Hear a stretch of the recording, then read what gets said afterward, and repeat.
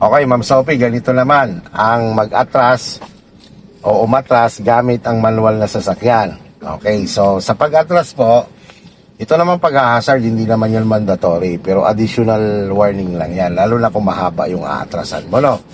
Okay, sige, lagay mo si hazard. Okay, so ang mileage naman natin kay footwork, clutch pedal mo, biting point lang, no?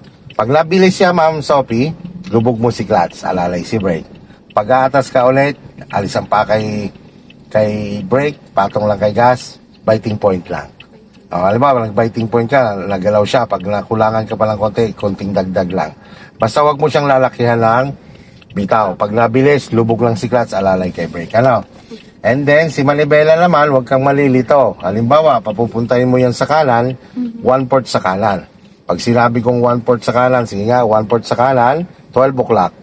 Balik sa 12 o'clock. 1/4 sa kaliwa, balik sa 12 o'clock. Yan, ano? So, ang katulong nyo po dyan, Ma'am Sophie, siyempre, ang pagtingin sa left and right side mirror, and the same time, siyempre, kasama din si rear mirror. Ano? Okay, sige. Lubog si clutch. Reverse. Yan. Okay, bago gumalaw, sulyap mula sa likod. Wala. Gilid, wala. Okay, biting point.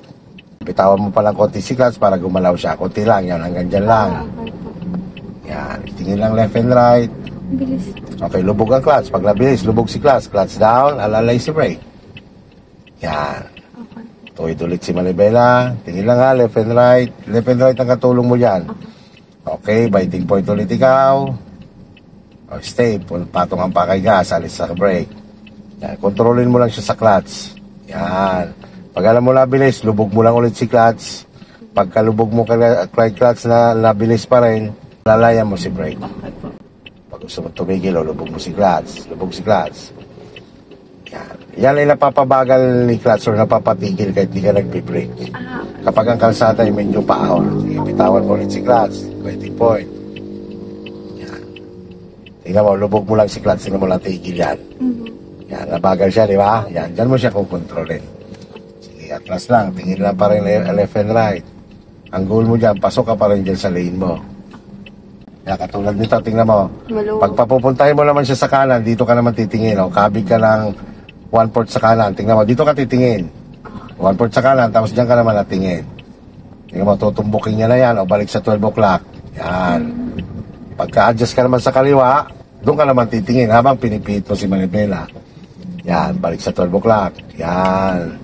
Pagka naman diretso na ang manibela mo, ang tingin mo naman, kaliwat kanan. Sige, atas pa. Nabilis, lubog lang si clutch. Balik sa gitna. Yan. Okay, clutch, brake.